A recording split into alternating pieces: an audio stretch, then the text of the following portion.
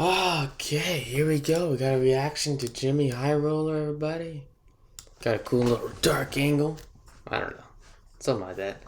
It was all a lie. In 1985, a rookie Michael Jordan entered the NBA Slam Dunk Contest. At the time, he was only a few months into his NBA career, but MJ already had millions of fans in the palm of his hand. Michael was the future, and everyone knew it. And to pay homage to his childhood idol Julius Erving, Michael pulled off a dunk that would inevitably become his trademark. A dunk from the free throw line. And on his very first attempt, That was his rookie year. Michael pulled it off. An incredible, gravity-defying dunk. Fans were amazed, judges were impressed, and Michael Jordan came in second. And he took that personally. So 2 years later in 1987, Michael Jordan made his return to the dunk contest, and this time, he put it all on. Do we know anybody here? Gerald Wilkins, Ron Harper. Thought he played with Jordan. With one of the greatest dunk contest performances in NBA history, MJ went home as the NBA Dunk Contest champion. But not before pulling off arguably the most iconic dunk in basketball history.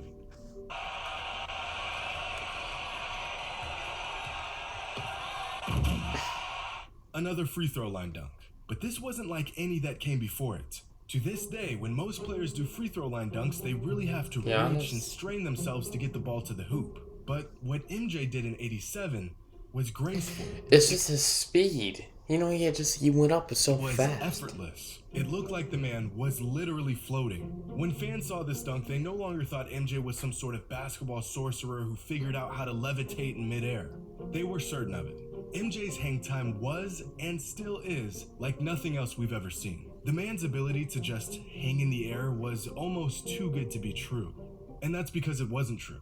Not the jumping part, but the hanging part. Because contrary to popular belief, it is impossible for an athlete to hang in midair, even for a fraction of a second. The concept of an athlete's hang time is a myth. Back in 2007, a show called Sports Science paired up with former NBA player I think it depends on what shoes you got Jordan on. Farmar to test the theory of hang time. At the time, Jordan had a vertical leap of 42 inches, and they put this vertical to the test by attaching trackers to his body and pressure-sensitive insoles into his shoes to measure his jumps. And what they found was that no matter where he jumped from, no matter how high he jumped, and no matter how he maneuvered his body in the air, his ascent was always exactly the same amount of time as his descent, with no pause or stall or hang time in between. When you see a player who seems to be hanging in midair, what you're really seeing is actually a bit of an illusion. While mid-flight body contortions cannot affect their overall flight, when elite players like Michael Jordan begin their descent, their body stretches, which keeps their head moving horizontally for an extra split second. This creates the optical illusion of prolonged hang time. So you keep your head up like that. I cannot begin to tell you how devastated I was when I watched this episode of Sports Science as a kid.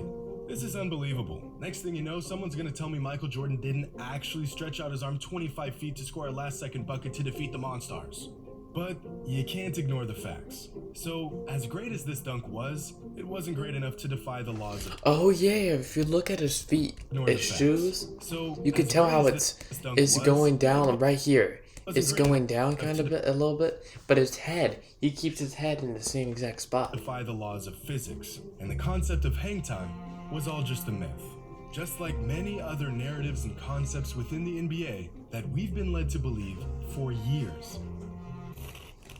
Okay, I think it's Today's video is sponsored by Keeps. We'll Keeps skip is a a little bit. subscription-based service that focuses on making it easier. Throughout the 75-year history of the NBA, there have been some incredible stories. Stuff that is so incredible that it sounds mythical. And that's because it is. When an old tale or an exaggerated recollection of events takes hold within NBA fandom, it virtually becomes a matter of fact. But today, we are going to find the truth behind some of these myths. Now, growing up, years ago, it was just a matter of fact that Larry Bird was the greatest three-point shooter of all time.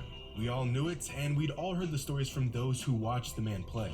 I mean, the dude won 3 straight three-point contests, including one where he didn't even Curry would win every one if he chose to be in it. To this day, some fans will attest that Larry Bird is still one of the greatest three-point shooters of all time. Most agreeing that he's top 3.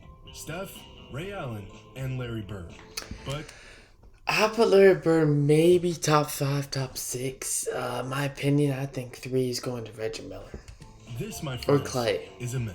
For his time, Larry Bird was an excellent three-point shooter. But fast forward 35 years, and there have been dozens and dozens of players who have surpassed Bird in his shooting. Check this out.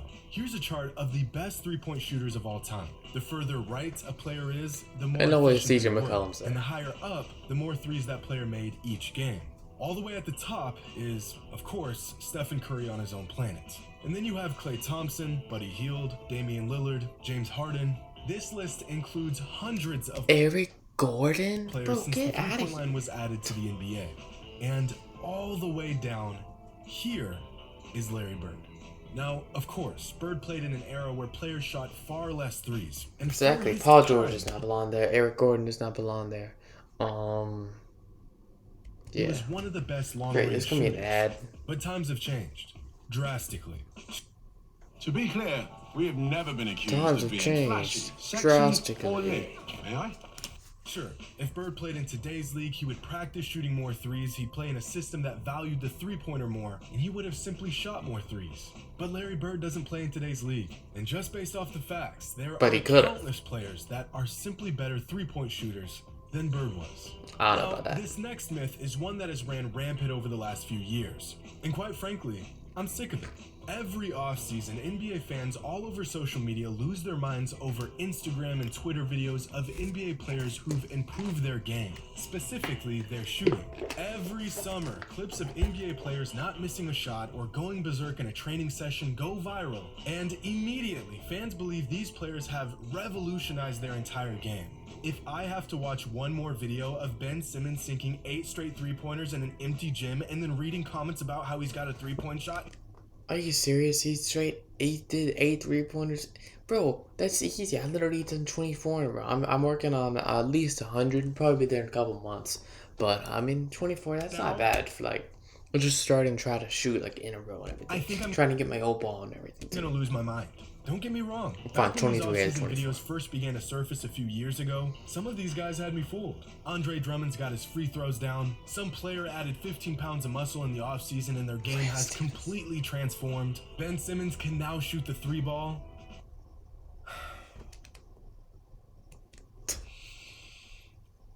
You want to know why Ben Simmons is drilling threes like he's Stephen Curry's long-lost brother in these off-season clips? Because he's in an empty gym with zero pressure and piss-poor defense or literally No, actually, whenever I have pressure, I do the best. I mean, I'm just no defense good on him at all. either way. 99% of NBA players knock down damn near every shot they take in practice. They are all automatic in open runs against players you've never heard of. That's pretty much with me too. And time again, we are shown that these off-season clips do I mean, it not really is. translate to the NBA season. I think Lonzo Ball may be the only player in recent history to actually vastly improve his shot over the course of one offseason. We have got to stop taking these off-season clips so seriously. It's just practice. Every NBA player looks like a god AI? when they're getting open shots up. And no, Ben Simmons cannot shoot the three despite the 30-second shooting clinic he posted on his Instagram. Now, the average height of an NBA player is 6'7" tall, which is really, really tall. In fact, the average NBA player It's not actually. I'm 5'8", so it's a little less than a foot. is taller than 99.99% of all males in the United States. That means, on average, if you gathered 1,000 random men, odds are only one of them will be as tall as the average NBA player. And knowing this, Well, I actually know a couple people that are 6'7" and above. Well, one's 6'5", so I mean, yeah, it's pretty rare. I probably know about 1, 2. Personally, I might know like six people around 6'7". kind of blows my mind when people say you don't need to be tall to play in the NBA. This, ladies and gentlemen, is a myth. Take me Well, for example. you don't need to be tall. I'm You 6'1". need to be really good. And being around basketball my entire life, I've never considered myself to be tall by any stretch of the imagination. But generally speaking, I'm still taller than about 93% of men within the United States. Seriously, Now, my dad's 6'1". He's out tall. of the 590 players currently active in the NBA, take a wild guess at how many of them are my height or shorter. 40. There are 40 players in the entire NBA that are 6 feet 1 inches tall. That's a or lot. shorter, which means I quickly go from being taller than about 93% of men in the general population to taller than just 2% of players in the NBA. But it gets worse, because the average height for a male in the US is 5'9", which means that Seriously? I'm below average height? an average sized man Well, I'm 16. would I'm pretty literally young. be the shortest player in the NBA. Actually, Isaiah Thomas is 5'9". And Campazzo, I think he might actually be like 5'8" in real life. I think he's my height. But he wouldn't be the shortest player in NBA history. Of the 3,500 players to ever play a game in the modern NBA, only 11 of them were It's still not 5'9" always about height. You still gotta have speed. Like, that's one of your advantages if you're smaller. or shorter.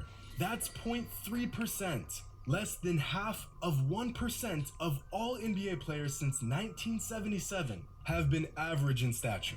Me. Look at how minuscule Nate Robinson looks against most NBA players. The man is 5'9". This is Small, what he's an my average height. guy would look like in the NBA. As if the astronomical chances of making it to the league weren't difficult enough, not being tall makes this immense goal next to impossible. So yes, you do need to be tall to play in the NBA.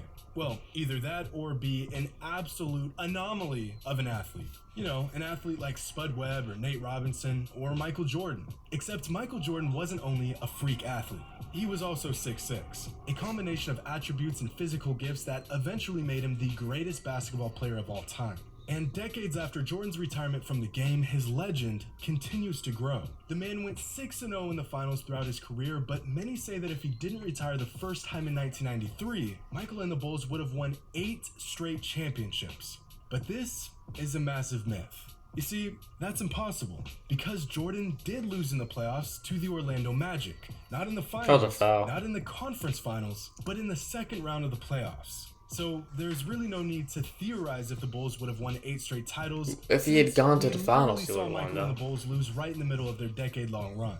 And I know what some of you are thinking. When Michael returned to the NBA in 1995, he wasn't in basketball shape, and he didn't have enough time to get reacclimated to playing basketball by the time the playoffs came around. And although there's some truth to this, I'd be more inclined to agree if MJ didn't average 31, 7, and 5 a game against Orlando in that series. In fact, MJ had better numbers in the playoffs right after his return in 1995 than he had in the following season after being back for a season and a half. People act like he was a shell of himself in his return, when in reality he was about 95% himself in those playoffs. The truth is, after losing Horace Grant in the 94 offseason, the Bulls struggled against teams with prolific big men. And when the Bulls That's the only problem I think with the Warriors right now. I mean, they ain't got no big met man. a prime Shaquille O'Neal and the Magic in the playoffs, this weakness was put on full display in a 6-game series. Even if the Bulls made it past Orlando, they would have had to go through the Knicks, who were just as deep in the front court. And eventually, they would have had to face the Rockets, who were the most complete team in the league that season, with one of the greatest big men of all time.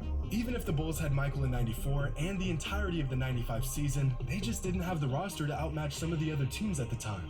Not to mention that time and time again, we are shown that winning multiple championships in a row has massive effects on teams. Between injuries, contracts, and player retention, winning championships isn't as simple as just having the talent. The Warriors assembled the damn Justice League for a few seasons, and they still couldn't win 3 in a row.